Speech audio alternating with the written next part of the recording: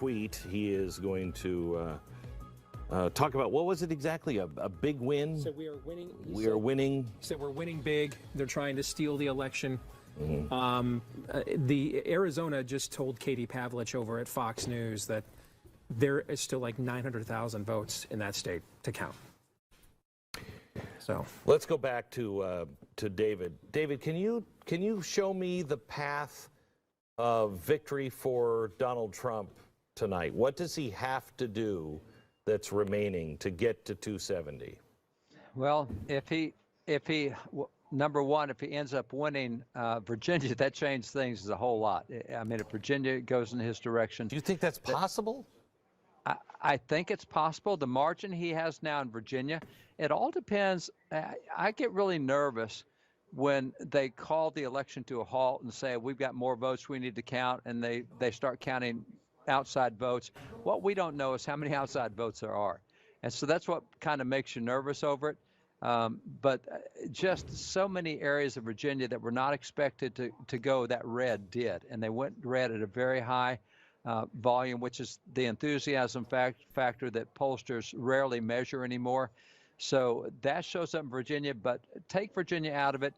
And it looks like that Minnesota, I came in a few minutes ago, I think Minnesota probably safely out of it. There's still a shot there, but it would be a squeaker victory there.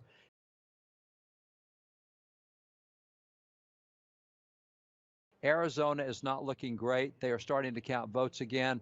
And, you know, we talked that there may be as many as 1 million votes still outstanding when we talked an hour ago, whenever it was.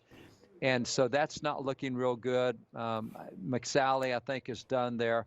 So overall, the Dems pick up a +1 in their direction in the Senate, which is not nearly what they hoped for. But the path to victory I see would involve Michigan, would involve Wisconsin. He's got Ohio. I think there's still a high chance he has Pennsylvania. He's up by a sizable margin there. And so North Carolina, as you go through those states, Florida, North Carolina, if you skip Pennsylvania, which I still think he's got a good chance of winning, I think that Rust Belt is what puts him across the line. Looks like he's going to pick up at least 1 vote out of Maine. So he did get all 5 votes out of Nebraska, which helped. Those are the 2 states that split electoral votes.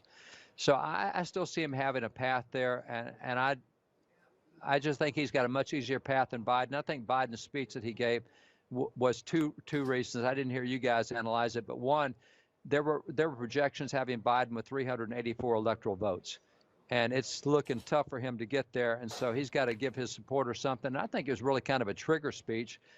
Get ready for action tomorrow. We were just talking about that a minute ago. We've done extensive research on, you know, the Transition Integrity Project. Yeah. And this is part of their plan. Jason, you want to talk about this a bit? Yeah, so you mentioned going into the next step. We've seen Antifa hit the streets. They planned a very specific time to start getting out there. We are moving into that second stage. I think that speech, which kind of caught everyone, off guard, like, oh, what's he going to talk about? I think that was planned from day one. And he was going to speak at that time. And you, David, used the right phrase, a trigger speech. Yes. It was either going to be one of 2 things. It was either going to be, and remember all the different scenarios, if it was a blowout win, Biden was going to concede. I think that was this time slot. He was going to concede. They were going to let the rest of the protesters were going to hit the streets at that time. They were going to go out and say, don't concede. Burn it down. And then that's when he would come back and say, oh, I'm not going to concede. And then he would wait to get leverage to get things out. They already knew Trump would win at that time. They just wanted to get things that they wanted to get before they handed it over to him. But it's not a blowout win. It's neck and neck. So if that was the case, then he was going to set Trump up to say, basically, I think what he just tweeted out and what he's probably going to say is, and he's absolutely right, we're not going to let them steal the election. We're winning. That is the call for the 200+ protests all over the country to then come out. Yeah, so they're going to come out after him. When he says that. When he says that. Yes. So, David, we've been having a conversation off and on the air, off and on here about, I don't know where you stand on this, David, but I just don't think I think it's more likely if we are in a biblical age, if you will, that to pick up arms against our neighbors is not going to be part. I think we're going to be asked to be more like the Jews were in World War II, to be peacemakers, not war makers. But I've been thinking about this all day. If you truly believe that this was stolen, which I'm not saying it is at this point, but if you really truly believe in the end that it was stolen and they are going to steal it and destroy our Constitution and fundamentally transform us into something that we are not, I keep hearing the words of the Declaration. It is the right, it is their duty to overthrow those that government and the chains and reinstitute something that protects those rights. How do we react, David, if we begin to get evidence that this is a setup and they're stealing the election? I think there's a couple of ways it'll go. Number one is if we get evidence that, we will still have several recourses we can use. And I would point to the fact that once Great Britain really determined itself to go after America, we started taking action as early as 1761. James Otis, the stuff he did. We went 15 years before we did anything beyond just taking legal action and political action, et cetera. And I go to what happened at the Battle of Lexington with Jonas Clark. Jonas Clark was out there to defend the town. He took his church of 70 guys out there to face 700 British, black and white guys out of his church. And his order was, guys, we don't start this. We don't fire the first shot. But if they shoot at us, if they want a war, let it begin here. And so the deal is we won't be firing the first shot. But if you make the mistake of coming after us, that unties our hands in a moral sense. We have the right of self-defense. And I would say if we go on the offensive with violence, we're wrong. But I think agree. if we take a defensive posture and you come after, and by the way, we have a list of 431 locations where they have these protests planned. You've mentioned 200 cities. You know, Houston has 4. Texas has 8 locations planned for that. One of those locations is Snyder, Texas. Now, do I need to tell you how that's going to go down in Snyder, Texas? I mean, the clip you played this morning was their folks saying, go get a gun. In Snyder, they're saying, oh, I've got so many guns. Which one do I want to use if they come after me? Correct. I mean, this is not going to go well if they get to that point.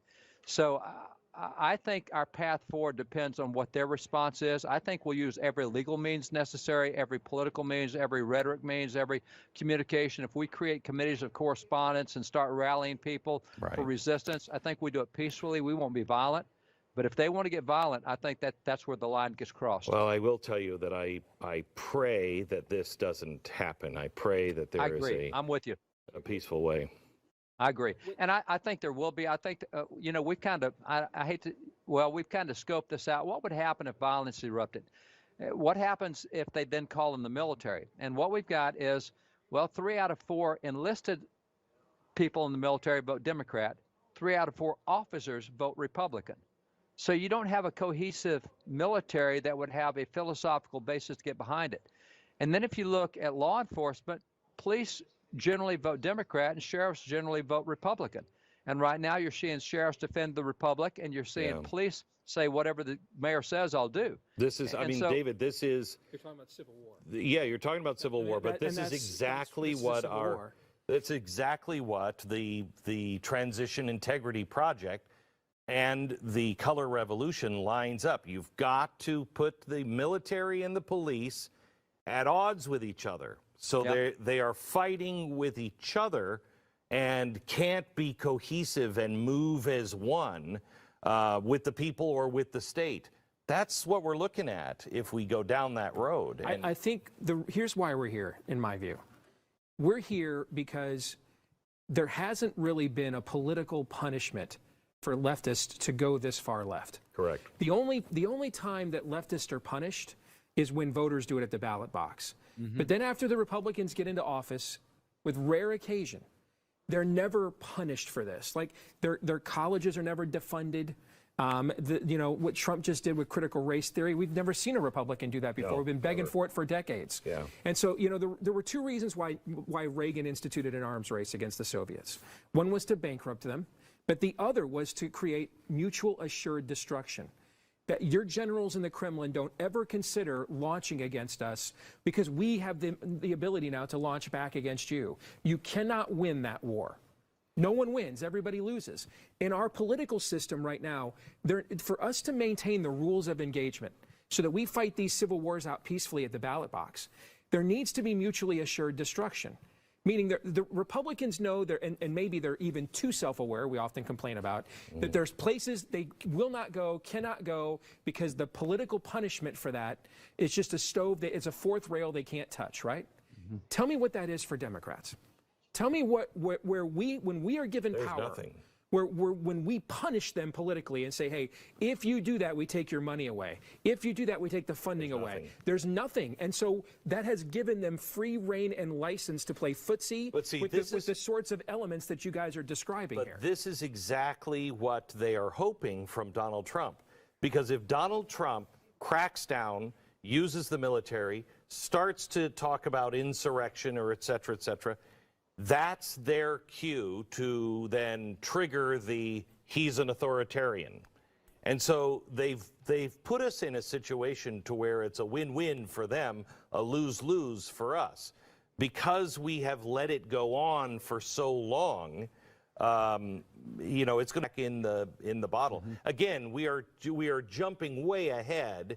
David, I really want to ask you, do you still feel confident that the Republicans are going to take back the House? At this point, yes, there's still a lot of races to be decided, but the ones where they had targeted, they're not winning their targeted races, even in the Senate. I mean, it's unbelievable that you have, like in a state like Montana, that they put $60 million into a state with less than 1 million people, actually $70 million. You look at Joni Ernst's race that she just had in Iowa, which is not a populated state. And they have put hundreds of millions, I think it's 120 million they put against Lindsey Graham. They have put, the numbers they have put against the candidates they targeted have been massive, and these guys have survived massive onslaughts. Why do you think that is, David? They've had the media on their side for a whole long time, and people have been very responsive to earned media in the sense that they've gotten trillions of dollars worth of earned media from CNN, MSNBC, everybody else beating up on Trump. And they've seen the numbers go down on Trump, and they're trying the same stuff here. Now, I would say their ads this time were some of the best I've seen. They were sophisticated. They had good tones. I think their pollsters did a good job of identifying people. But the people just weren't going with Democrats, and that's what I find That's my amazing. question. Why are they not? Why did that turn around with all the money, all the momentum from the media and everything else? Why didn't that work for them? Other things that's happened this election that I've not seen really in my lifetime, maybe with Reagan, was the enthusiasm factor. And let me see if I can explain that. When we deal with candidates, we say, all right, you want to run for office? Let's say Glenn Beck's in office. I want to run against Glenn Beck. I'm going to run all these negative ads against how bad Glenn Beck is. Okay, you'll get 40% of the vote for being against Beck, but you got to get 11% somewhere else. So we tell them, you not only have to fire someone, you have to get them to hire you. And so to hire you, they have to like you. And so in that case, you've got to have a message that resonates as good, not just how bad they are, but how great you are. And what we're seeing is, for example, among Democrats, 58% of Democrats believe that the protest should last as long as the protesters want them to protest. As long as the protesters want to do this, you should leave them alone, which is why Biden never addressed that issue. When it came up in the debates, he deflected it. He can't afford to touch that. And I think that kind of fundamental stuff out there, the defund the police movement, he never talked about the police. He couldn't, because 82% of black community wants to increase funding for police. So fundamental issues like that resonated, that nobody picked up on in polling, and wasn't with them on it. And I think that's what created enthusiasm in a way that I have not seen in my lifetime. It was like, it's time to stand up for America again. I'm going to support the police. I'm going to back the blue, thin blue line. We saw all this stuff start happening. and it was really kind of, it was just kind of viral in some. They're clearly going to pick up House seats, from what I'm saying. Whether they get a majority or not, we'll see. They're clearly going to hold their majority in the Senate. What's to stop a lot of these I guess, we'll use a church term, mainline Republicans who don't like Trump, like us, and a lot of the people watching a show like this tonight, and have not necessarily bent over backwards to advance the president's agenda the last 4 years. Have I said anything yet that's incorrect? No. Okay.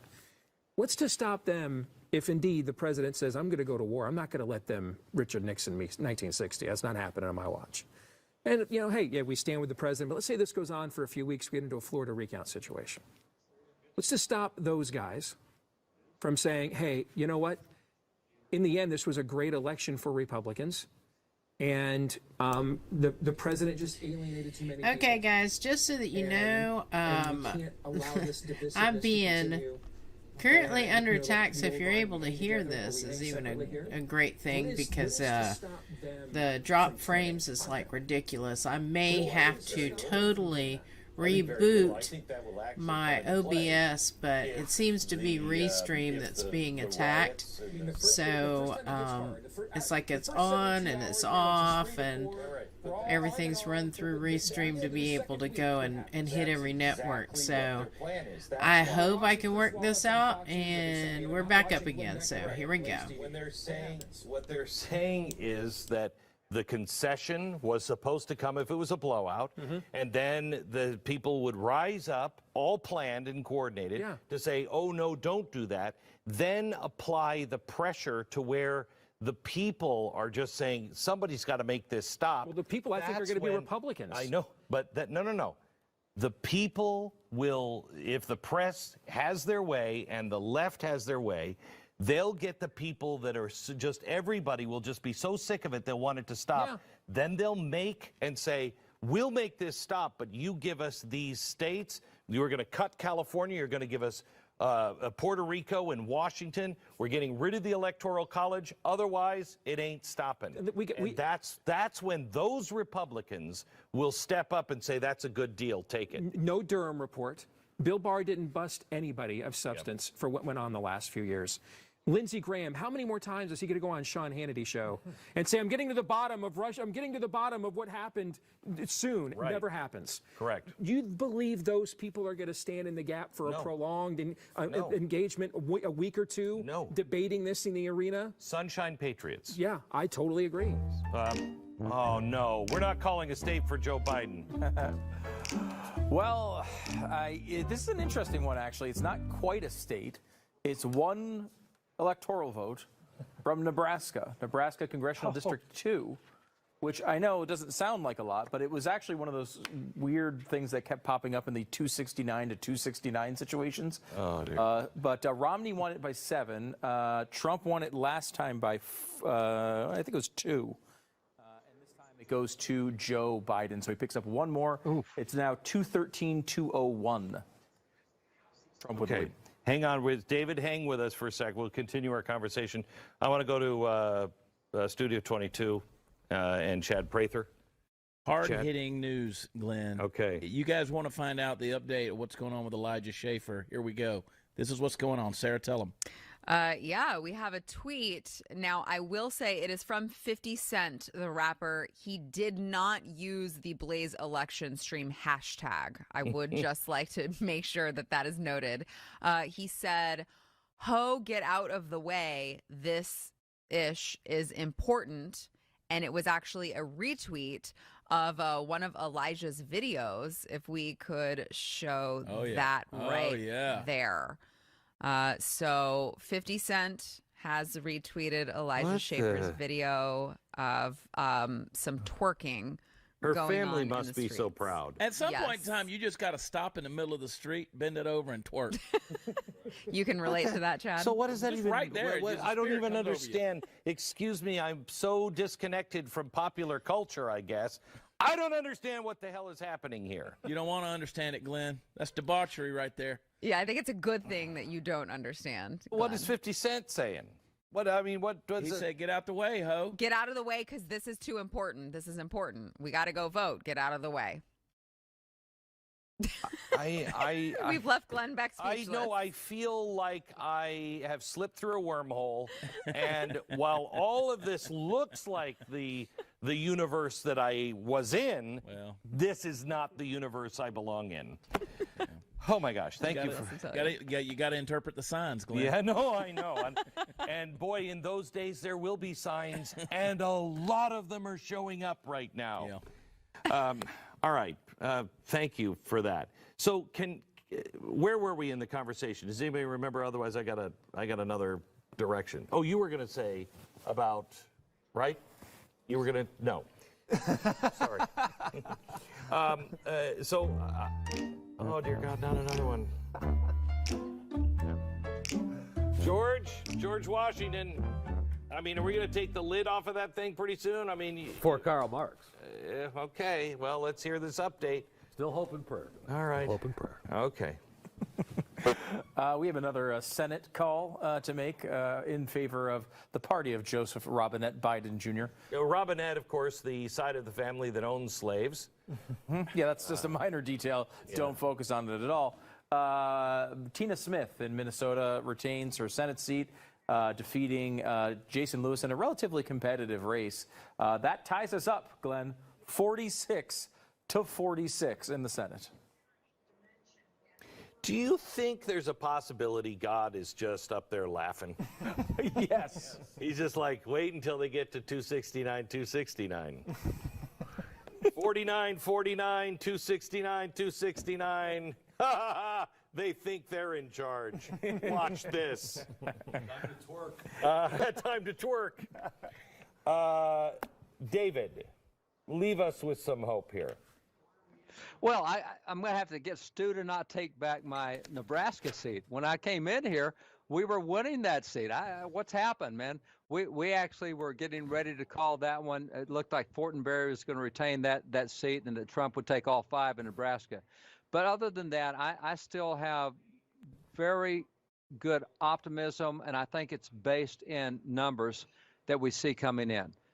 There's a lot of stuff that's really close. You guys have talked about it. This is a lot closer than we had hoped it would be. We would hope this would be a message kind of election. It is not. I still think it's a message election from the amount of money that was spent that we survived that onslaught. And by the way, we've been outspent 2 to 3 to 1 in this and most of these Senate races that we're still retaining. Tina Smith was the one race we had hoped we might pick up. That was an outlier. We thought we might get that one. So again, this goes to how close that it has been in states like Minnesota, battleground states. But I still think there is a good path forward. I still look forward. We think it's going to be a 3 o'clock morning for us before we have a good handle on the House or have a good handle on the election itself. But at this point, I see more to be optimistic about than I see to be pessimistic about. Do you see, David, have you ever seen, like in Arizona, they just stop counting? In Virginia, they just stop counting? I've never seen that tonight. And you know, to use the Texas colloquial phrase, it doesn't pass the smell test. Hey, Virginia, guys, just pardon me. Virginia, this is a report from the NBC affiliate there.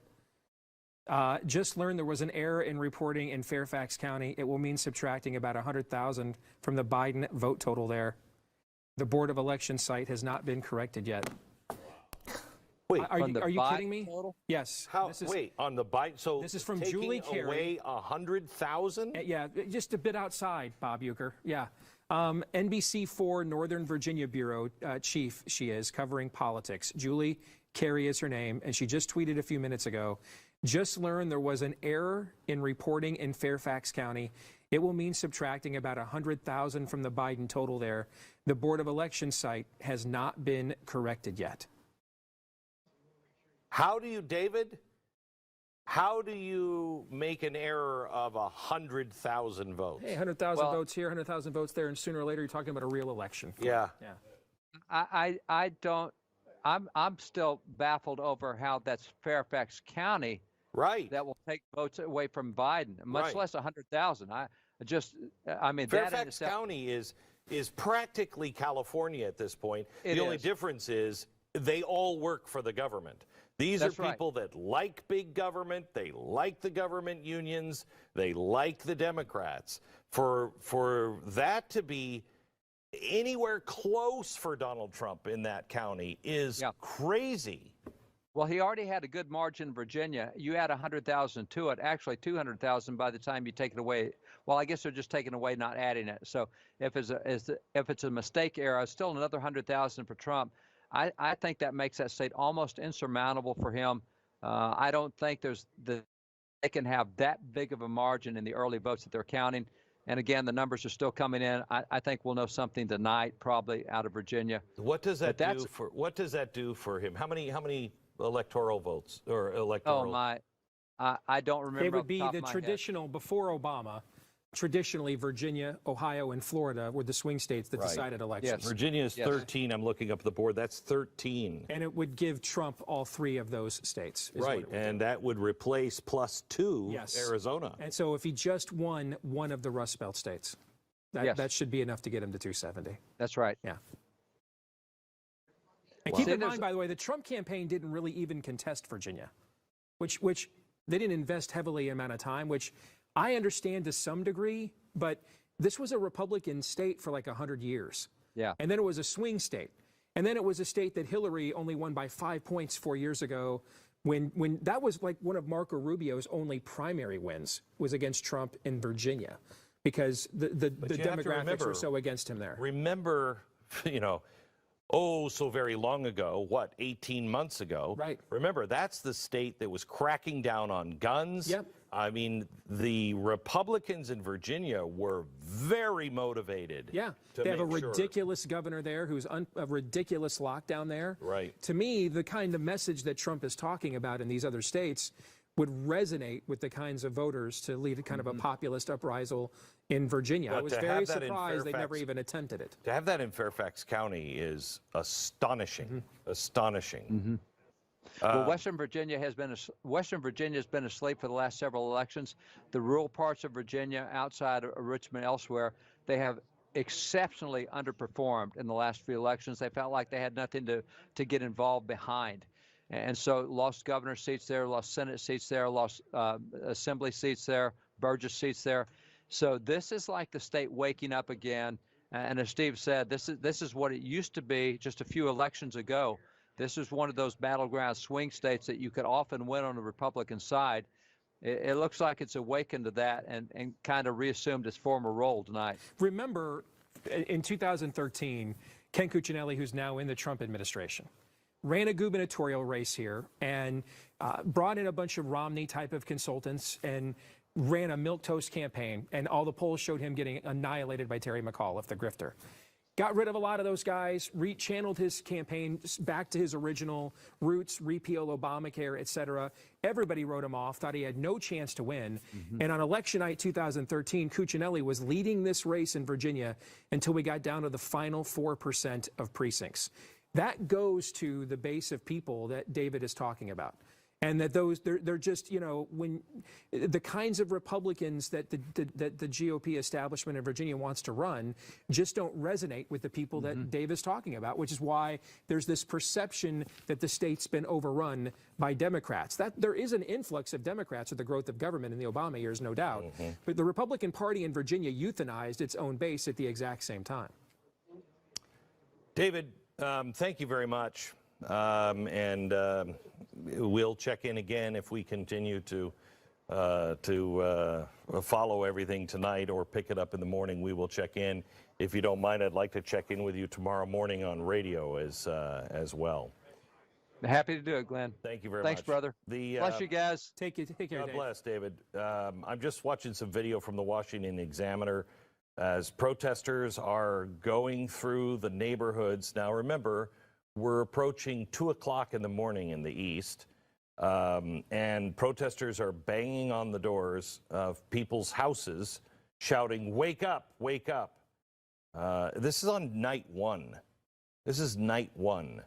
And I don't know how Donald Trump is going to react to this, because I don't think he is going to allow the game that was played in Seattle to play out. I know that he won't. And he's, 75, 76 years old, or pushing that. He's a multi-billionaire. this is kind of the last lap around the track, right, for him probably in life. You look at the waves of people that rallied to him in the last few weeks. And, you know, we were talking earlier today that maybe for the first time, I think the president realized that this is bigger than him, that he's not the one instigating the wave now. He's like body surfing it. The wave has actually picked him up. It's like that scene in The Darkest Hour where Winston Churchill gets outside of his own cabinet and keeps telling him surrender. And he jumps on the subway and the people are like, we'll fight these people in the streets. Yeah. And I think Trump saw that from these kinds of crowds in the last couple of weeks. I don't think there's any chance that he just walks away if they're trying to steal it from him. Let's go over to Stu, who's got another call for us. Stu. Well, we're looking at, you know, it's interesting, and I would like to hear maybe Steve has a little bit more on this, if he's seen any other information. A lot of places have started to call Minnesota for Joe Biden. Not everyone has done it yet. I bet Fox News has. That's a good question. I don't know if Fox News has. Several other outlets have called it, along with the Senate race. Now, the Senate race was kind of expected to go the way it did. Minnesota was very close in 2016 with Trump and Clinton. It looks like right now Minnesota, with 85% of the vote in, has Biden up by 9.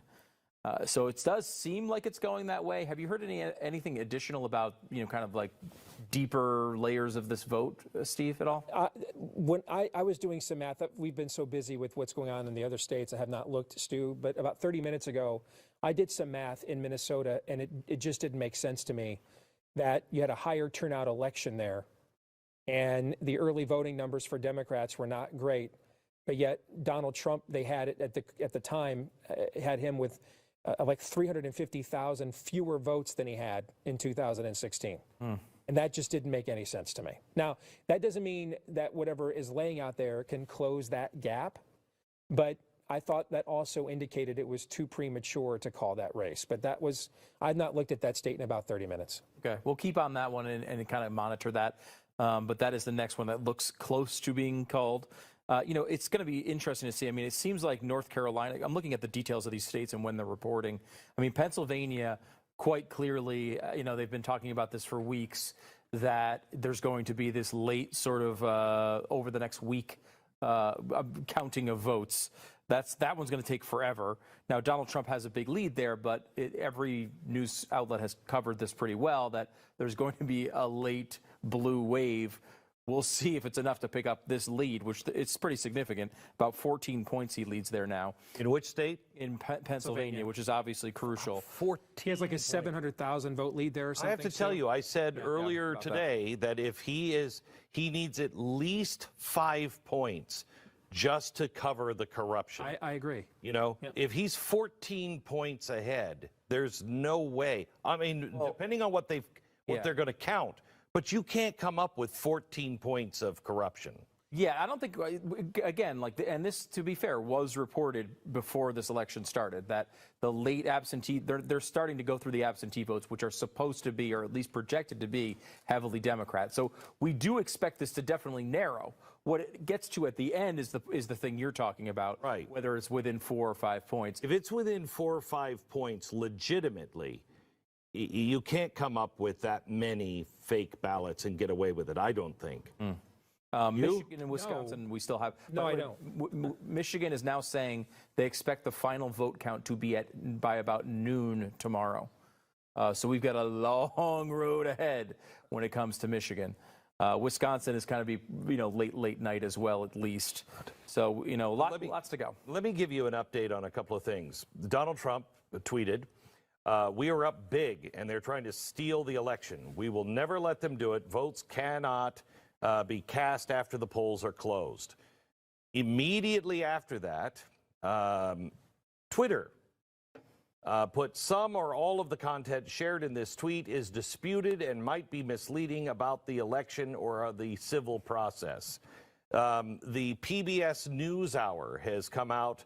The president is making this claim without any kind of evidence. You have USA Today saying, just reporting the news that this has been throttled by Twitter. I mean, it's really truly amazing that you can have Virginia say, "Whoops, we made a miscount of 100,000 votes. We got to deduct that," and you're not getting any real media exposure on that. Now, just look at the chain of events here. So Florida has the third largest population in the country. It is the most expensive, diverse swing state in the country by far. All right? And look how soon it had its vote counted and done, ready to go. Yep. All right? They've been voting in these Rust Belt states run by these Democratic governors for how long? A lot of them mail order, maybe tomorrow, Friday, maybe later tonight. We don't know. Virginia, wow, I guess we miscounted this by 100,000 votes. I mean, I think you have to ask yourself, how stupid do they think you are? Oh, they think you're an idiot. And I think it's not just that they think you're stupid. I think they think you'll just take it. Because frankly, we have been taking it from these people for a long, long time. And now I think there's a guy in the White House that isn't going to take it from them this time. And then you know that when that happens, you cannot trust the Republicans to hold on and stand with him any longer than 72 hours at the most. So it's going to have to be people like you folks watching this at home. You're going to have to do it because it's pretty clear. And, you know, what was it about 3 hours ago, Glenn? I looked at you and I said, all right, we've now entered, it's like in Star Trek II when Spock says, we've now entered the Mutara Nebula. The paradigm has shifted. And I looked at you and said, we've now entered into the portion of the night now where we get into the chicanery portion of the night with the blue state Rust Belt governors. And that is the realm we have been in with this election. So we had, the first phase was, could Trump survive? And Florida was the first test of that. Florida, he had to win to show he could at least get on the board. And he won it more impressively than anybody thought. The next phase was, now can he move beyond that? Is Florida a one-off because of the Cuban thing? You have a popular Republican governor there. Does that shift a paradigm that shows the map could present itself in a way where he could get to 270? He cleared that second hurdle. We're in phase 3 of this challenge now, of the battle. And phase 3 of the battle is blue state governor chicanery. And that's the phase that you're in now. Coupled with the trigger. Yes. Those two things happen at the same time. Yeah. Trigger the riots in the streets. Yep.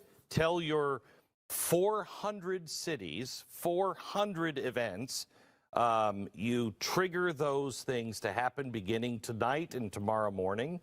Already in Portland, they are rioting in the streets again, and you trigger that, and that kind of covers some of the chicanery that is going on. Yep. You have Donald Trump ahead by 300,000 plus in Michigan, 750 now in Pennsylvania.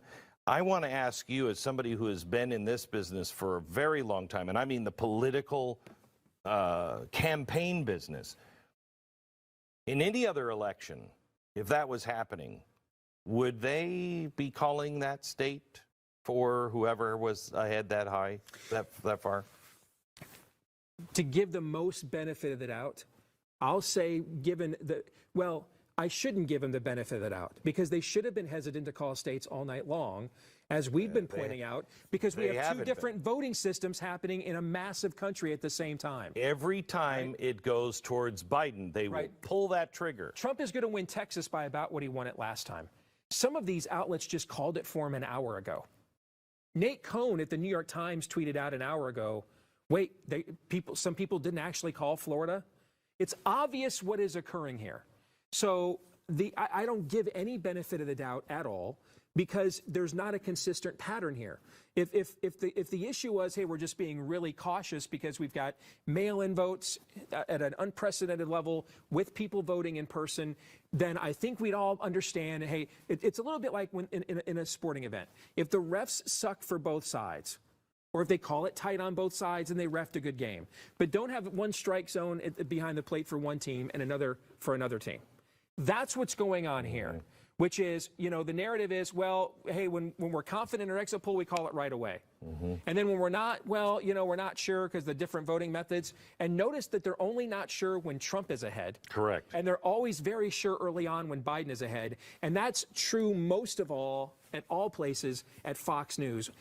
I don't know what time we're signing off here tonight, but we cannot club them enough or we cannot let them off the hook for what they did tonight. And some of their own talent on the air, Britt Hume, Tucker Carlson, and others, have been almost in revolt against what their network has pulled here tonight. Stu, they may have cost Trump the state of Arizona if it goes down like that with that call.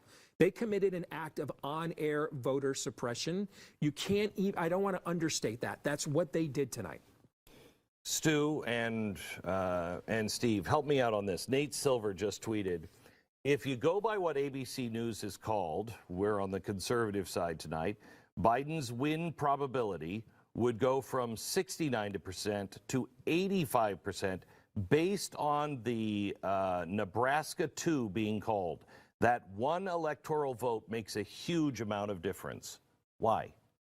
Well, I mean, when you have these scenarios, you can play them out. A lot of it has to do with Pennsylvania. I closed out my map here, so it's going to take me a second to bring it back up here. But, if you want to get to 269, if you have that Nebraska district going that way and Nevada goes blue, that this would include Trump winning Pennsylvania, winning Ohio, which we've already called, losing Wisconsin and Michigan, losing Minnesota, winning Maine's 2nd district, which is another one of these one electoral vote situations. That brings you to 269 without anything else being controversial. That would also include Arizona going to Biden. So all of that's possible. North Carolina and Georgia, which are really incredibly close at this point. I mean, right now, Georgia has almost exclusively outstanding vote from Atlanta. So that is tightening very, very fast. It's projected I think the New York Times has it projected at 0.4% for Biden right now. North Carolina is within a point as well. Very, very close races. But assuming Trump pulls both of those out, wins Pennsylvania, wins Ohio, and the other 3 states, Wisconsin, Michigan, and Minnesota, along with Arizona and Nevada, go to Biden, that gets you to 269. Now, if Trump were to win that Nebraska 2nd district, that would, of course, make it 270 to 268, and our lives are a lot less complicated. I will tell you that that's what the White House was projecting as of yesterday or this morning. I can't remember which day it was now. But they were talking about, I think it was 272 to 268 in favor of Trump. They thought it would be that close. That's where their polling showed they were going to end up. Amazing. And we do not think that there's going to be a call.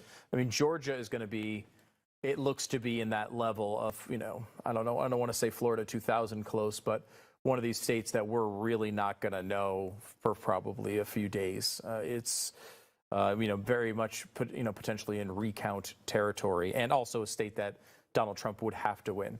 So, unless he loses, like if he comes up and loses several of these other states and it's not that close, it might not be a big deal. But if Trump wants to win this election and can pull off a couple of these difficult states, Georgia is crucial. I mean, I don't know that there's a huge path for him to win without it, and it is going to come down to the wire for Donald Trump.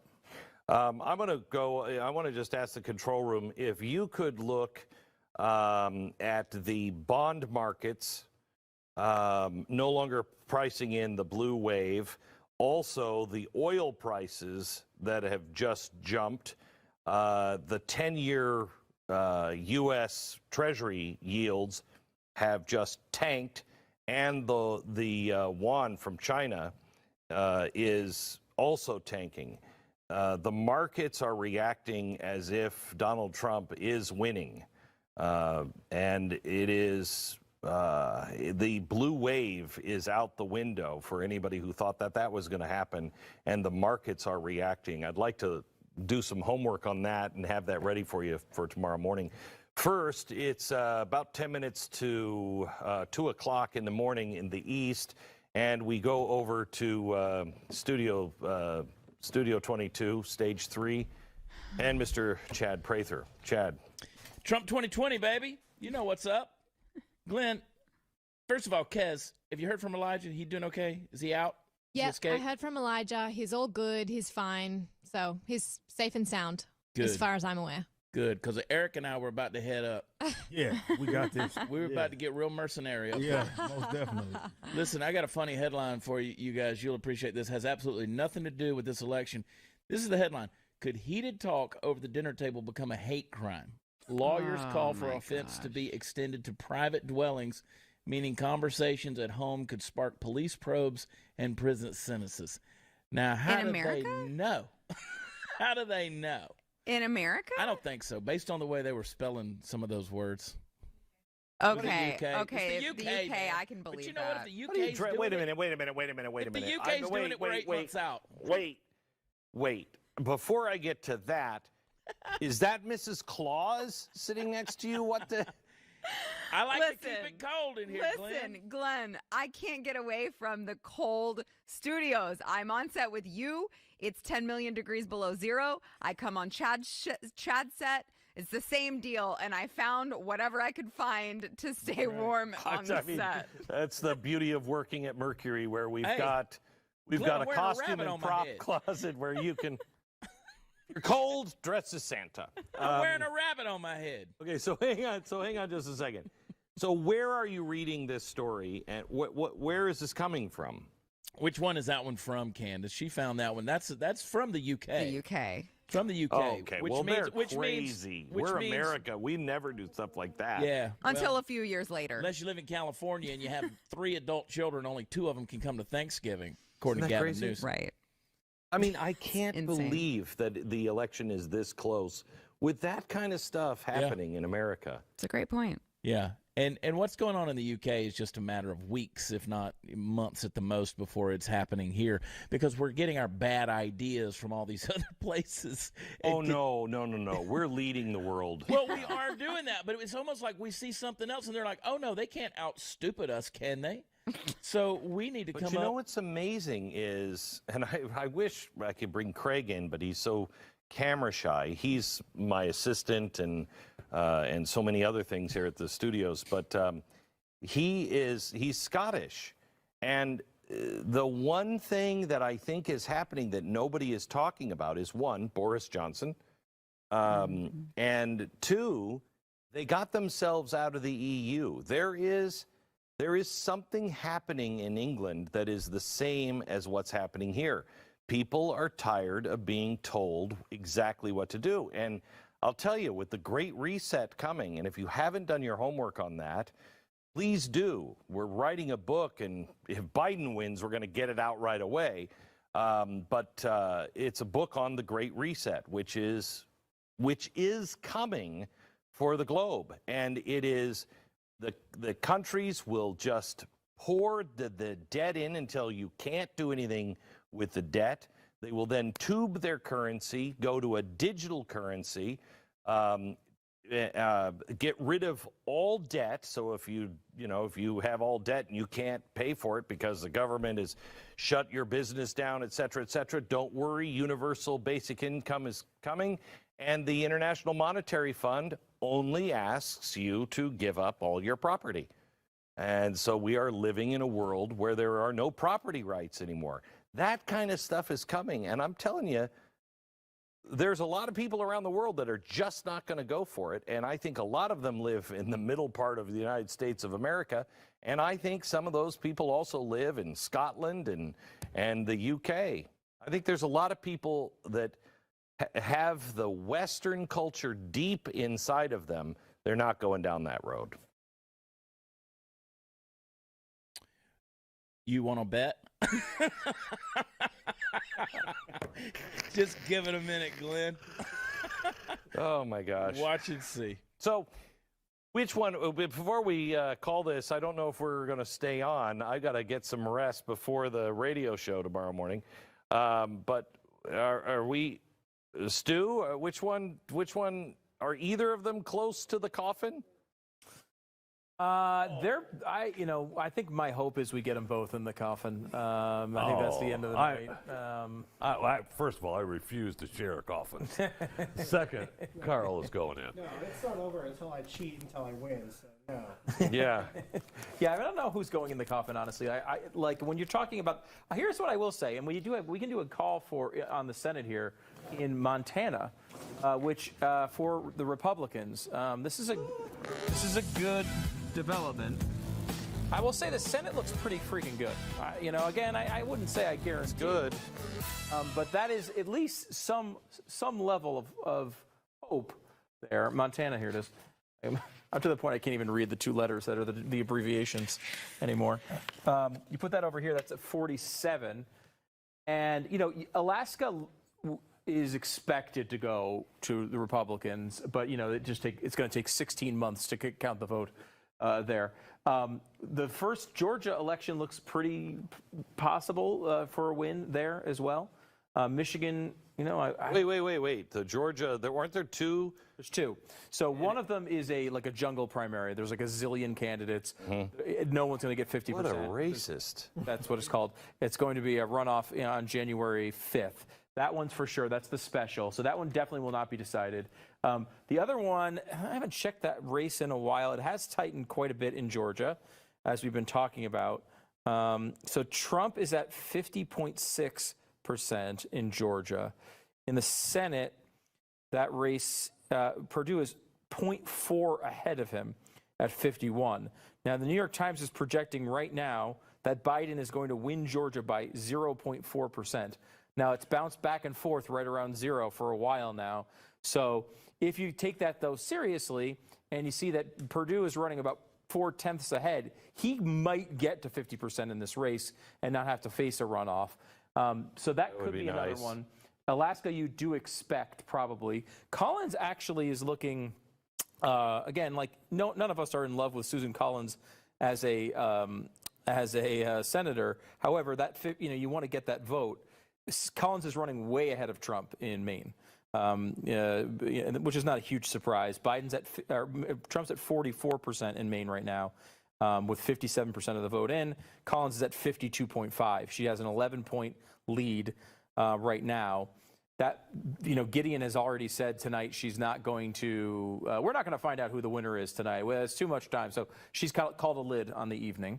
But that could be. It could also be another race where the Republicans get it. So to get to 50 there's a path here that's pretty sensible to get to 50. And Arizona is another one to look at, and that one is almost definitely going to go, I think, to the Democrats. And North Carolina is interesting. North Carolina, Tillis was polling behind Trump for most of the race. He's at 48.7% right now, and Trump is at 50.1%. They might both get over that finish line, though, again, the New York Times, if you want to take that, is projecting Trump to win by a little bit over a point. So that's going to be really, really close as well. But there's a good chance of getting to 50 votes in the Senate, which is at least something. Even if you lose the presidency, at least you have some way of blocking some of the stuff the Democrats. Well, not if it's 50. It's 50-50. You got to get to 51. You got to get to 51. You got to get to 51 because then your tiebreaker would be Kamala or whoever she picks to be her vice president. Maybe Karl Marx. Maybe Karl Marx. Yeah. Karl, you in for that? Hire me. Yeah. I don't speak German, so I don't know what you just said. But apparently you don't speak German either, which is weird. We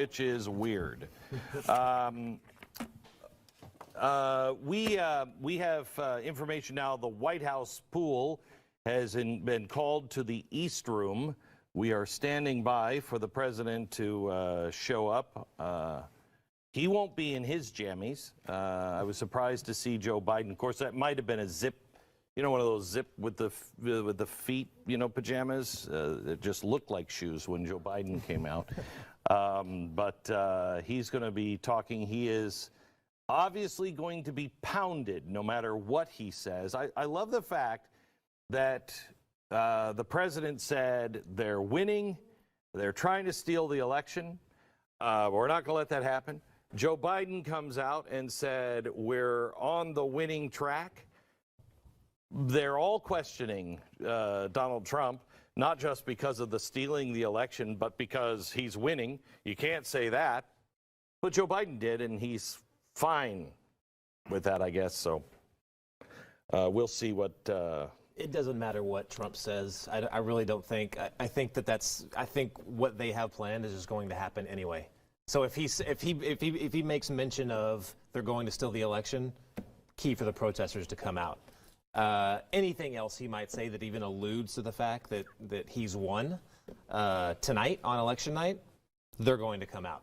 I really don't see. That's what's kind of weird. You mentioned that before, is that they've kind of like got caught in this like catch-22. No matter what they do, they're going to hit the streets. And the question will be, how does Trump respond tomorrow morning? Yeah. And going through however many weeks this takes to resolve. Yeah. If you look at the polls, the only one that should be celebrating tonight really is Trafalgar.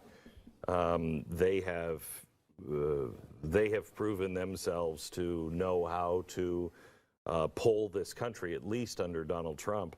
All of the pollsters were pretty wrong. Pretty wrong. What a massive disconnect. I think even Jake Tapper said that tonight, didn't he? I mean, it's like they've just completely lost connection. You're not going to defend the polls, are you, Stu? Well, where are we saying they missed? Oh, I don't know.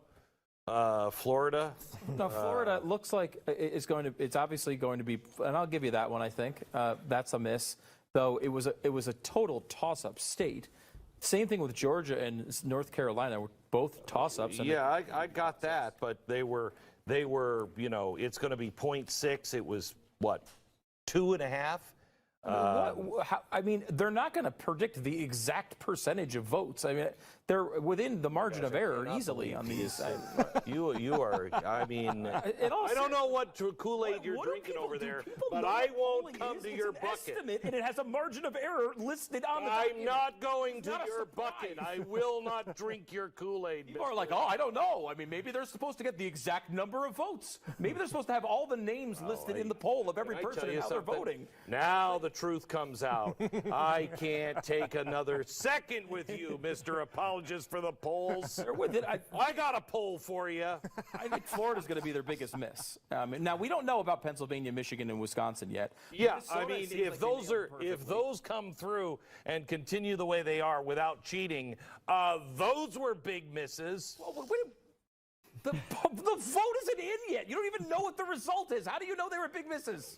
You're just making this stuff up. I hate you so much. I don't understand it. I mean, they seem to get Nevada or Arizona pretty right.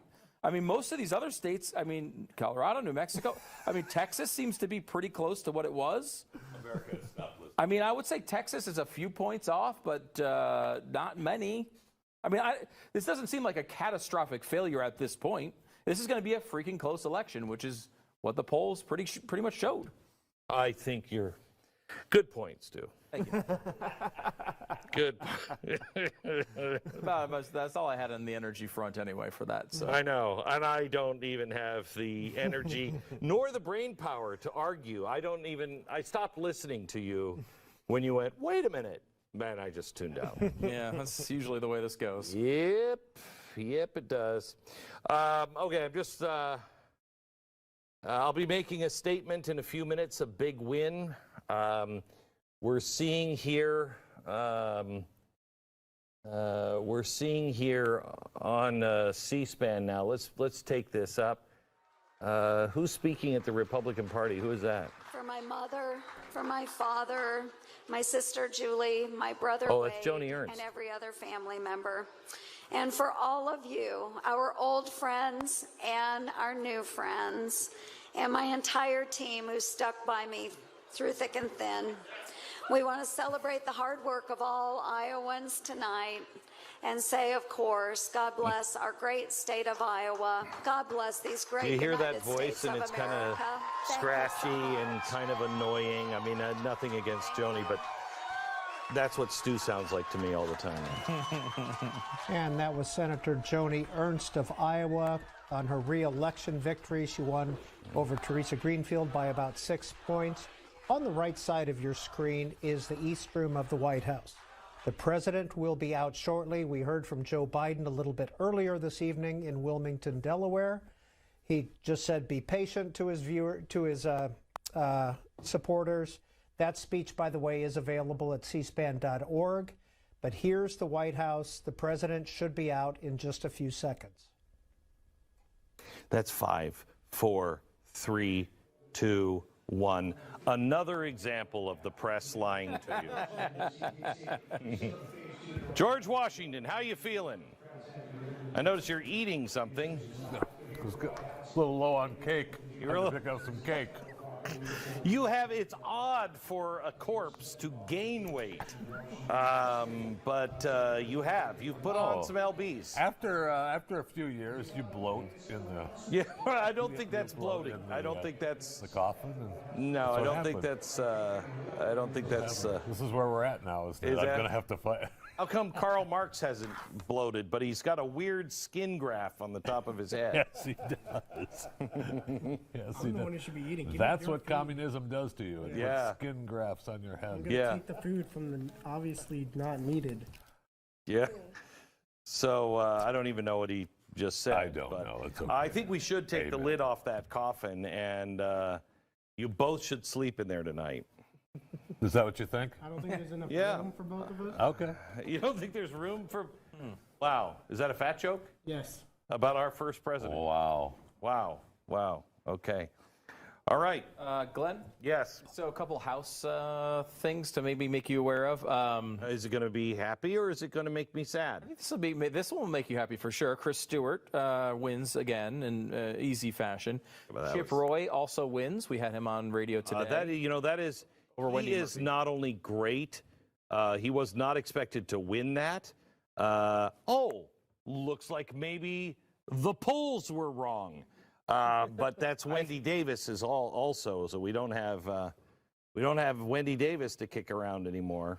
I haven't seen the polls on that one, but I'll take your word for it because I know you're very trustworthy. Burgess Owens currently down by about 5 points, although only 65 Burgess Owens, 65% of the vote in, and so there's still room for him to make up some votes. He's only down by about 11,000 votes there, so he has a chance. We'll see how that one goes. How many people live in his district? Can't be more than. I mean, how many people live in his district? 11 teen. I don't know. Okay, all right. I don't have the number. But that's a big one. The Chip Roy one is very nice to see. Senate 47-46.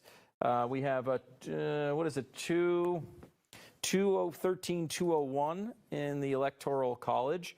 If you look at this, Glenn, I mean, trying to find your path for Donald Trump to win this election, if he can pull off, if he's got to hold Georgia and North Carolina. Now, Georgia looks to be in doubt at this point. Shut up. But let's just say he holds that for the sake of argument. He holds Pennsylvania, holds all the other states he's expected to hold.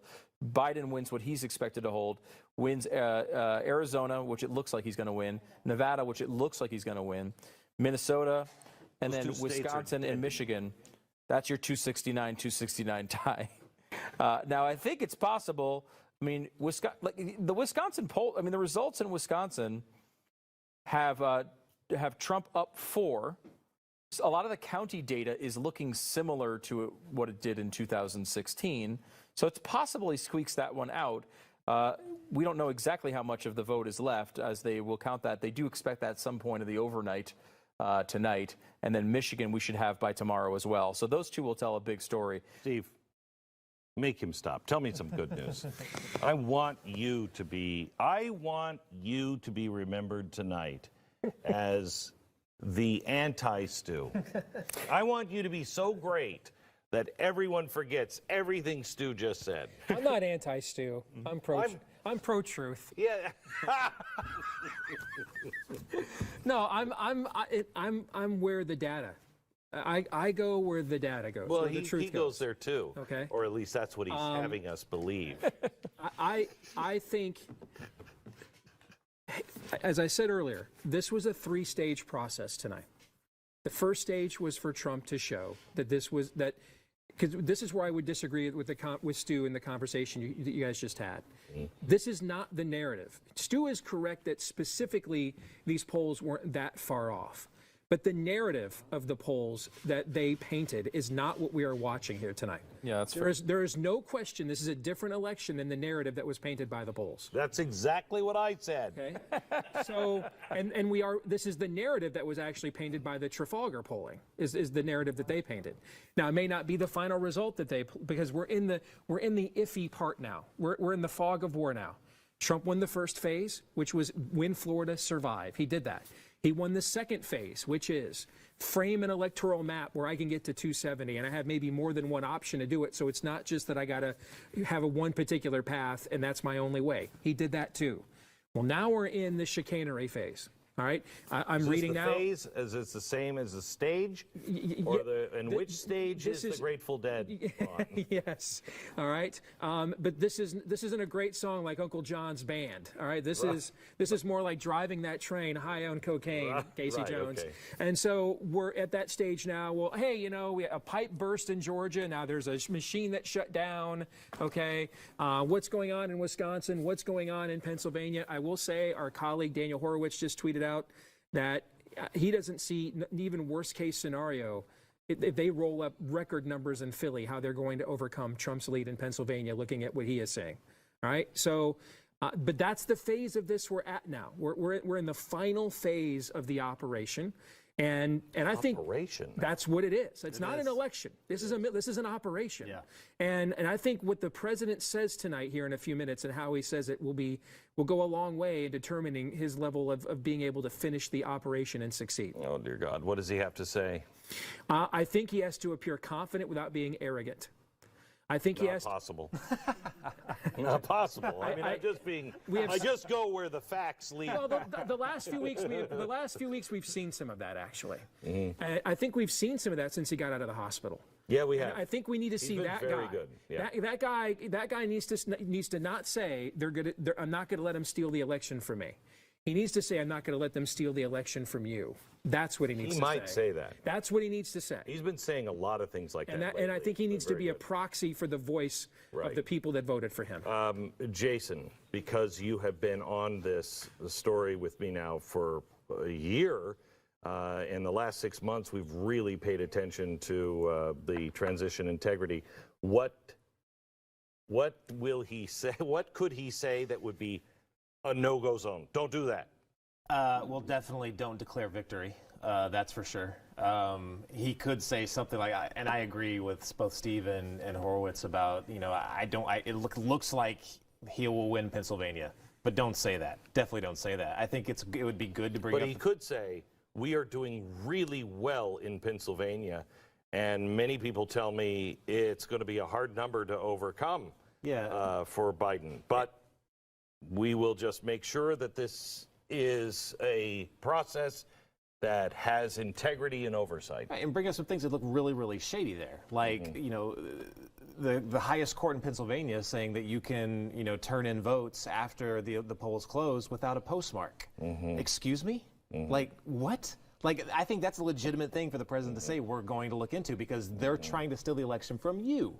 And I just want him to stay away from certain keywords, declaring victory or any kind of thing that lets them, use the rallying cry of he's not going to step down and all that nonsense that they were setting us up for the past several months. Well, I just hope, and I think I speak for all Americans, that he will deny his support for white supremacy. Yep, and we're totally now is the time. He could just, in fact, he should just walk out there, folks. I just want you to know, Proud Boys stand down for good, right? And then just walk off, and that was it. I just want all the Nazis in America to know that the eagle flies at midnight. Yes.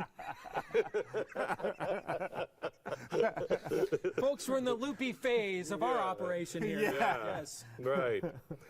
No, I don't. I certainly don't support him. Yes, I do. Would be great to throw in. We're waiting for the president to come. They had a hard time. This is running a little behind because they couldn't find enough flags. for the stage. They were looking for 1,000 more, but this is all they had in the White House ballroom's closet. So I mean, look at that, man. I mean, do other countries a grand do that? old flag. I know. Do other countries do this, or is it just us? I mean, I see leaders from other countries. They'll stand with one flag. Glenn, you know the only thing better than 4 flags? 5 of them, right? Only thing better than 5 flags, 50 flags. Yes. I mean, it's getting a little out of hand. Look at that. That's 3 rows of flags there. America first. Yeah. America first, bitch. Yeah. I'm sorry. I probably shouldn't have said that out loud. You shouldn't have. No, I'm sorry. I'm surprised at you. Yeah. It's late. It's late. No, it's not. It's early. Yeah, or that too. Yeah. Yes. Yeah. Oh, good. Jerry Nadler won. And just a lot of great people. Maxine Waters won with 91% of the votes going her way. And which is nice because you usually only get that, for dictators. Dictators, yeah. So we got that going for us. Stu, do you have any updates for us on the House? Does it look like? I've seen that that there's a +3 net gain for Republicans so far. But how many do they need to get rid of Nancy Pelosi? There's never enough to get rid of Nancy Pelosi. No, there's really not. No. Honestly, the House has not been. I've seen some places call the House for Democrats already, and I have not seen everybody do it. But it wasn't really supposed to be in play tonight. Though Republicans seem to be doing, as David pointed out earlier, relatively well. I don't know if they're going to have enough to pull off the House, but they do seem to be doing better than expected. Fox News projected, by the way, Democrats would pick up 15 seats tonight. So they're having a great. I'm clubbing them to my last breath on this. You know what? I am beginning to see you. Did you ever see that scene in The Untouchables where Al Capone took the baseball bat to the guy? Yeah. A team is only as good as its weakest link. I'm beginning to see you like that. Yeah. And Fox News is that poor yes, sucker. they're in first chair. Yes. Yeah. So that's not good. They've not had a good night. No, they made Nate Silver look like Ezekiel tonight. They have not had a good night. I will tell you that I should have said something about this. Sunday, I was working on an art project, and the TV remote was in the other room, and I just wasn't going to walk that far.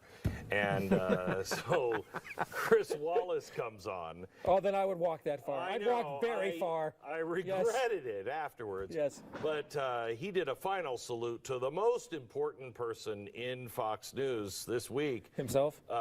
No, the guy who's going to make all the calls for Fox. Oh, my. And they talked about how careful they're going to be, and they're not going to make any calls. They know how tough this is, and even though he is a Democrat, the nice thing is he just wants to get it right. And I was listening to that, and I'm like, this is so much bull. I can't remember the last part of that word, but that I knew there would be trouble just because Chris Wallace was like, this guy has so much credibility and we're going to get these calls right. I thought to myself, not a chance. No, not a chance. And you saw that play itself out tonight. I mean, 10 minutes ago, Jason Miller from the Trump campaign tweeted out he thinks they have a real shot to win Arizona. So the Georgia Secretary of State website is down. What? Yeah, somebody just texted that to me, that the Secretary of State office website at Georgia was down last they checked. So, I mean, Trump's up by about 100,000 plus votes in Wisconsin with only 10% of the vote left. So, and have we gotten an update on Virginia? I don't know where that other 10% is at. I've got no other update on Virginia since we overcounted Biden's total by 100,000 votes. Yes. I mean, this is just. I've never seen. I'm in my 50s. This is the IHME model hey, your state was going to have 10,000 people in the ICU on May 24th for COVID-19, and it was like 500 people. It's the IHME model. It's the Imperial College model. It's exactly what I've been telling you this entire campaign. I wasn't claiming that Trump was going to win, but the models that we were being floated were bad. And you've watched that play itself out tonight. Here comes the most beautiful family ever produced, except for the guys. They're a little sketchy, but everybody else in this family is absolutely beautiful. He makes beautiful children. It might be the models that have bore those children. They may have had a role in that, but there comes the Trump family out into the world's largest collection of flags and eagles. And the president is... Ladies and gentlemen, the President of the United States, Donald J. Trump. What is it? We get the announcer from the World Wrestling Federation here? Sunday, Sunday, Sunday. Sunday, Sunday. Steel cage match. I believe the most beautiful First Lady of all time. Obviously, she's a Thank you very much. Yeah, that's good. Take that, Jackie Kennedy.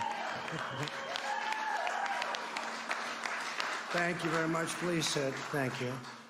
This is without question the latest news conference I've ever had. Thank you. Thank you. I appreciate it very much. And I want to thank the American people for their tremendous support. Millions and millions of people voted for us tonight. And a very sad group of people is trying to disenfranchise that group of people. And we won't stand for it. We will not stand for it. I want to thank the First Lady, my entire family, and Vice President Pence, Mrs. Pence, for being with us all through this. And we were getting ready for a big celebration. We were winning everything, and all of a sudden it was just called off.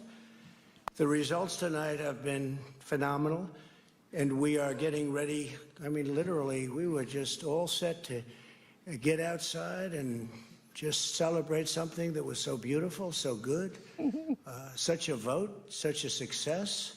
The citizens of this country have come out in record numbers. This is a record. There's never been anything like it. To support our incredible movement. We won states that we weren't expected to win. Florida, we didn't win it. We won it by a lot. And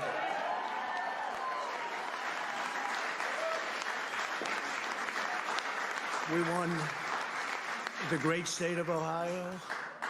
We won Texas. We won Texas. We won Texas by 700,000 votes, and they don't even include it in the tabulations. It's also clear that we have won Georgia. We're up by 2.5% or 117,000 votes with only 7% left. They're never going to catch us. They can't catch us. Likewise, we've clearly won North Carolina, where we're up 1.4% or 77,000 votes with only approximately 5% left. They can't catch us. We also, if you look and you see, Arizona, we have a lot of life in that. And somebody declared that it was a victory for, and maybe it will be. I mean, that's possible. But certainly there were a lot of votes out there that we could get, because we're now just coming into what they call Trump territory. I don't know what you call it, but these were friendly Trump voters, and that could be overturned. The gentleman that called it, I watched tonight, he said, well, we think it's fairly unlikely that he could catch. Well, fairly unlikely. And we don't even need it. We don't need that. That was just a state that if we would have gotten it, it would have been nice, Arizona. But there's a possibility, maybe even a good possibility. In fact, since I saw that originally, it's been changed and the numbers have substantially come down just in a small amount of votes. So we want that obviously to stay in play. But most importantly, we're winning Pennsylvania by a tremendous amount of votes. It's okay, don't you? Yeah.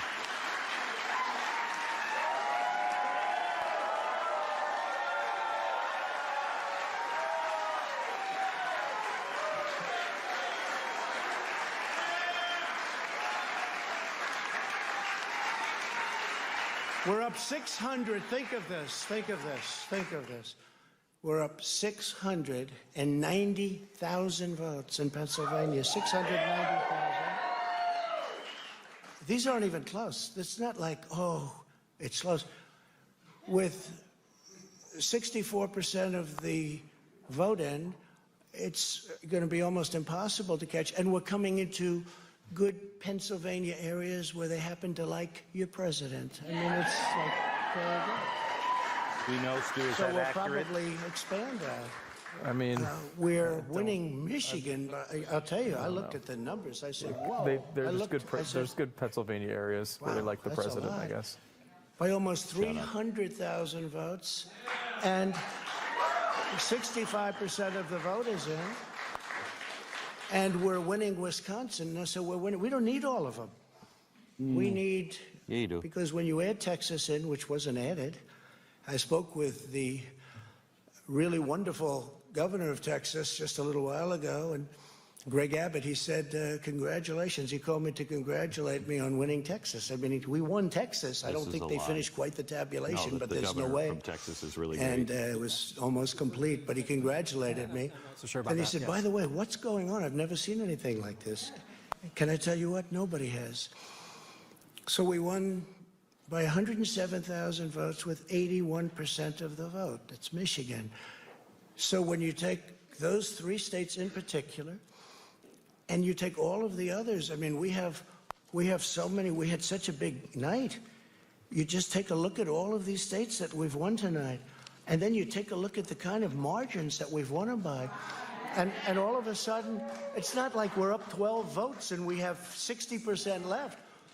We won states, and all of a sudden, I said, what happened to the election? It's off. And we have all these announcers saying, what happened? And then they said, oh, because you know what happened? They knew they couldn't win.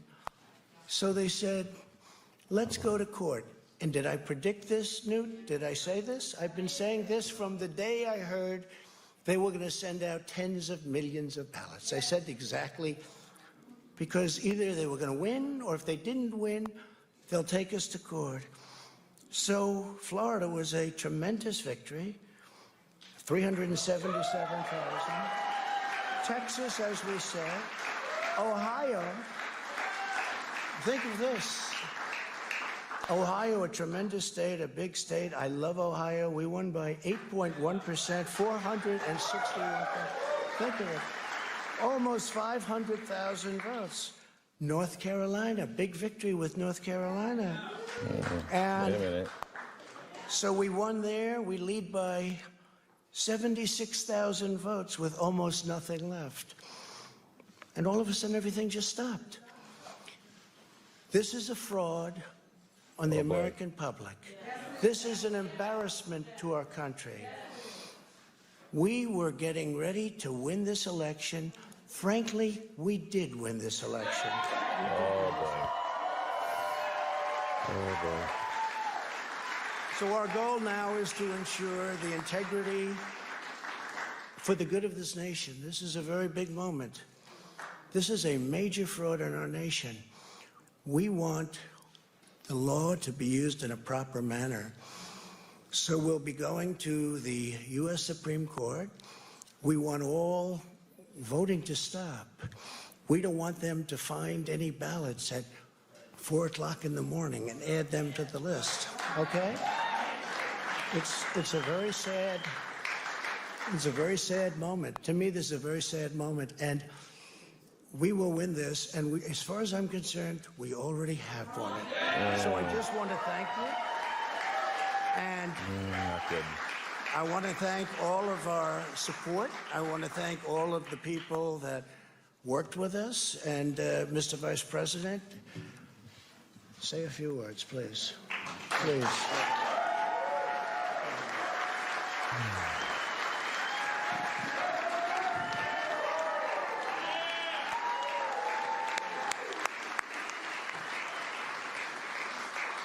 Thank you, Mr. President. I want to join you in thanking more than 60 million Americans who have already cast their vote for 4 more years for President Donald Trump in the White House. Doesn't he sound the same, whether he's talking about COVID, his date with his wife on Friday? To be counted, we're going to remain vigilant, as the President said. The right to vote has been at the center of our democracy since the founding of this nation, and we're going to protect the integrity of the vote. But I really believe with all of my heart, with the extraordinary margins, Mr. President, that you've inspired in the states that you just described, and the way that you launched this movement across the country to make... Yes, we're still there. Resume playback. Good God. All right. All right, we're waiting to get this back up, but I don't know if we really need to see much more. I wish he would have been more like Mike Pence, saying, you know, we want to be vigilant on this, instead of saying things like, quite frankly, in my mind, we've already won. That was the worst. Right there, he's going to get hit on both sides, really. Both sides, he's going to get hit for that, and that is exactly what the second phase in this operation groups are looking for, that type of language.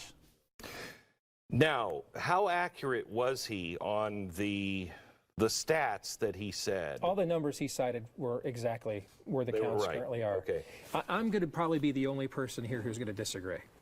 I loved every minute of what he had to say. I did. No. Wait. And I even loved him declaring victory. Wait. I agree with you. I want him to say that. But because of the Transition Integrity Project, they've war-gamed this 6 ways to Sunday. That's exactly why, to me, and I guess I'm just different. I grew up with a bully. And I can just tell you, there's only one thing a bully understands, and that's the sight, taste, and smell of their own blood. Mm-hmm. What's going on here is not an election, but an operation. Mm-hmm. There is no way that they can't count these votes. Virginia has not updated its website on its election since 11:30 Central Time.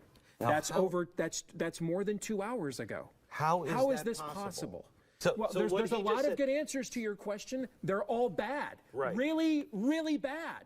And see, to me, the reason I didn't want to support this guy 4 years ago is because I loved his rhetoric. Mm-hmm. I've been waiting for someone to say these kinds of things. Mm-hmm. I tried to convince a bunch of nice guy Republicans for years. This is what people want to hear. Don't listen to the media. Mm-hmm. Listen to the people. Mm-hmm. But I just figured with his character problems, he'd never follow through. Mm-hmm. This is what it's going to take to avoid having a civil war. We need to politically punish these people. The lesson needs to be learned. You cannot go outside of these rules of engagement. If you do, there will be consequences. This will be a country no one wants to live in. Mm-hmm. So get over being disappointed for a few years and win the next time.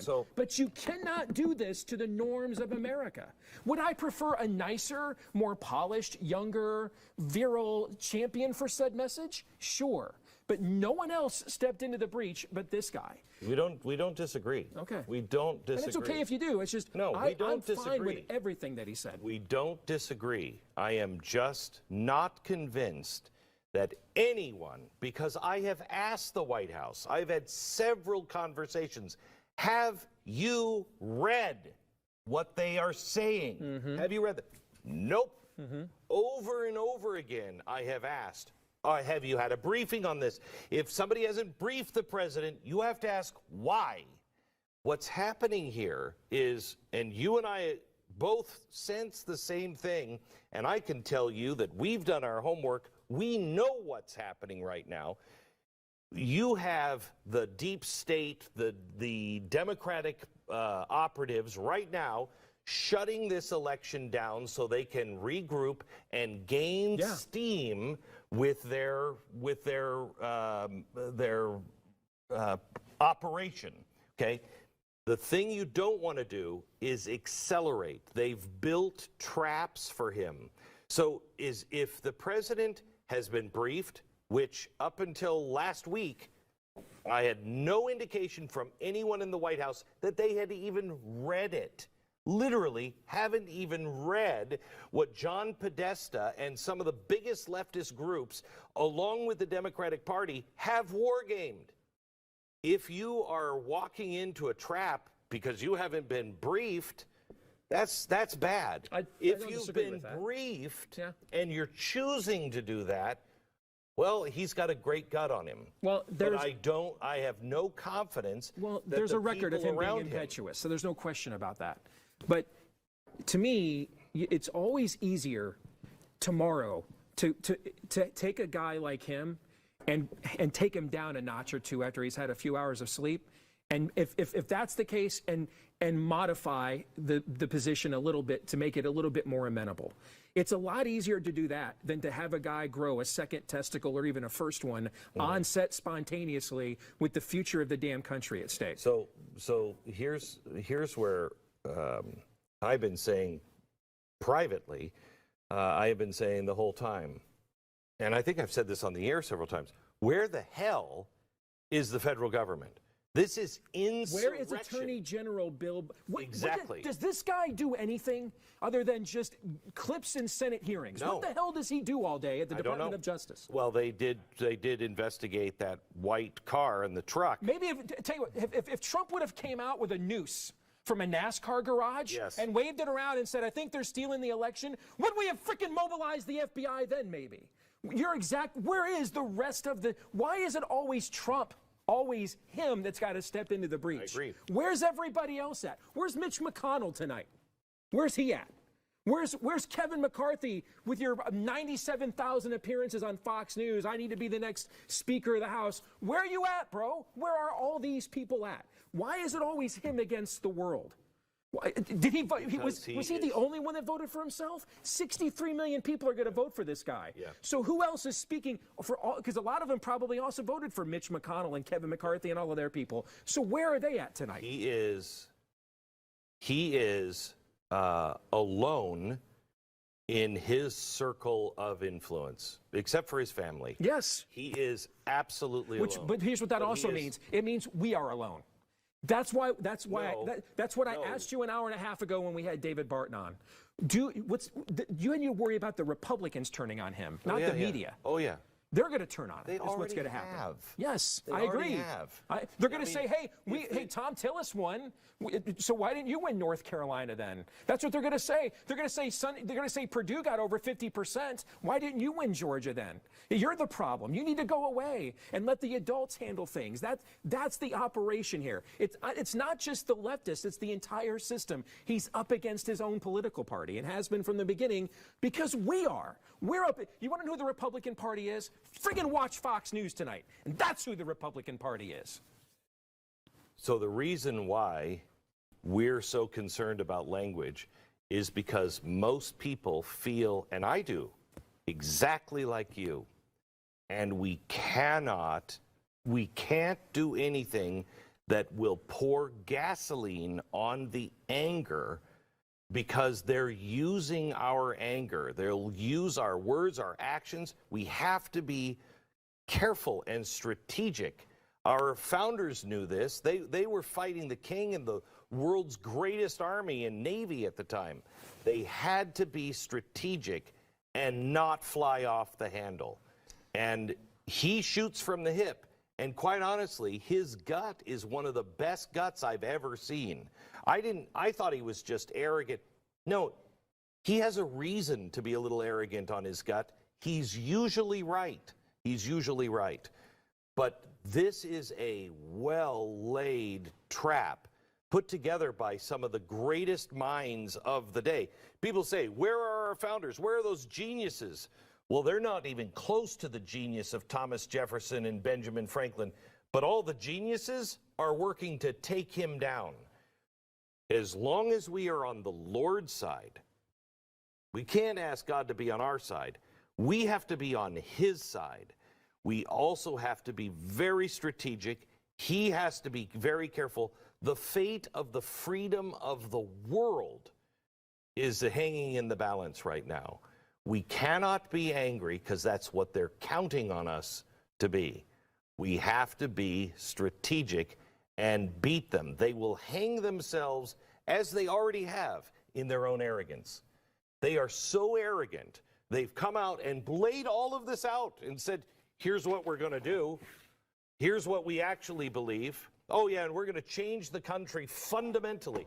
They will hang themselves with their own arrogance. We just have to be informed on the game that we're playing. You instinctively know that's a trigger.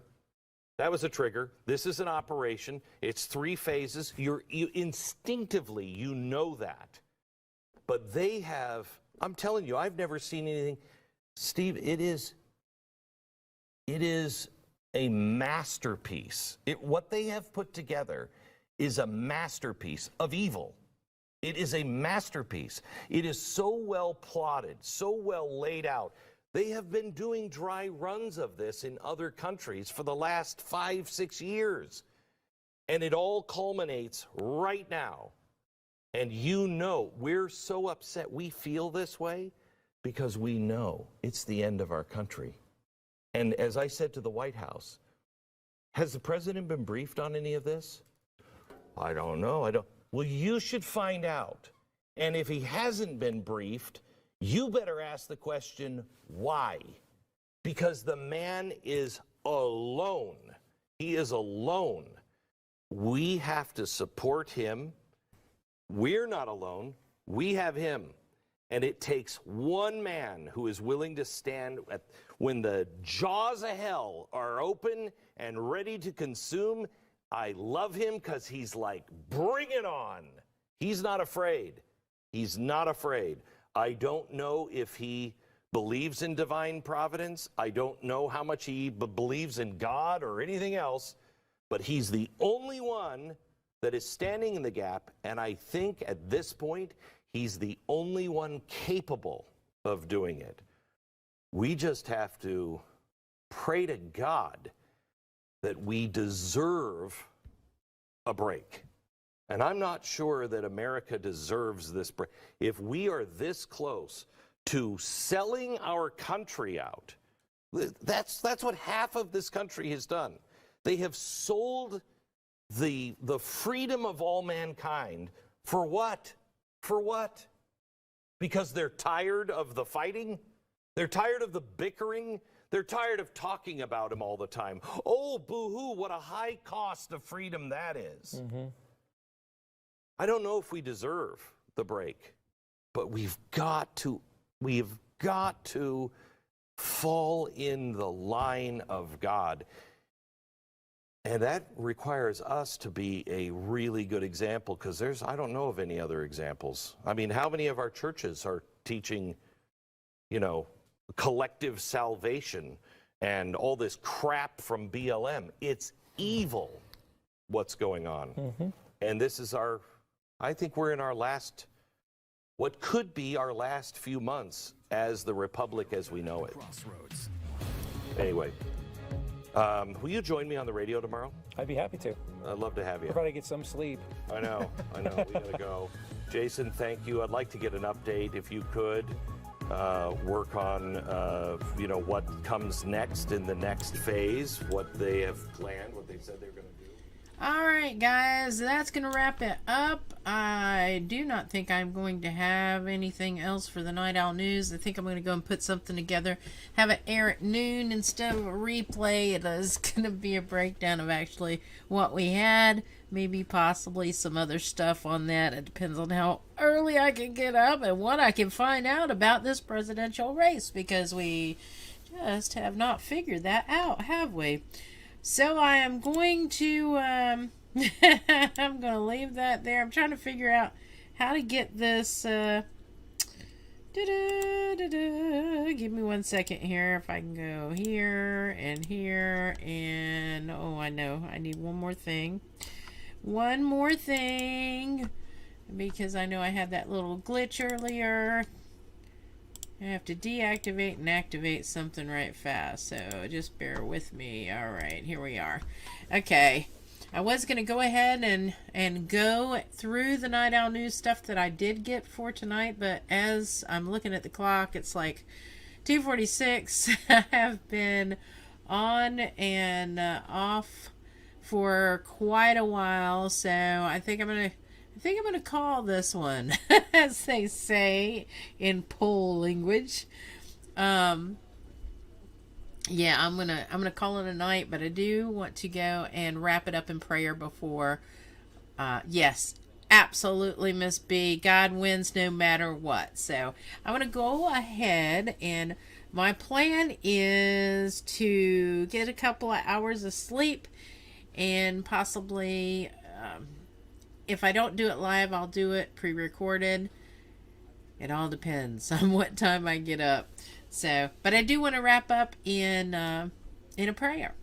Heavenly Father, thank you so much for the many blessings that you have given us.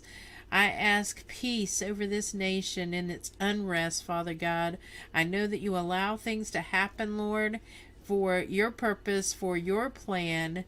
And I pray, Father, that you will continue to just keep us with our minds open and God discernment, and keep us safe through this time. I ask, Lord Jesus, that you just bless each and every person who stuck around and watched this, Lord. And I also ask, Father God, that you just continue to lead us in your will, in your way, each and every day. And I ask it in your Heavenly Son's name, in Jesus Christ's name I pray. Amen and amen. So I'll see you guys tomorrow, okay? Until then, let's see. There was one other little thingy. Hang on a second. I gotta do this. Give me 1 second. Just 1 second, guys. 1 second. There we go. Remember, God loves you and I love you too. All right? Have a great night. Get some sleep, and I'll see you on the flip side.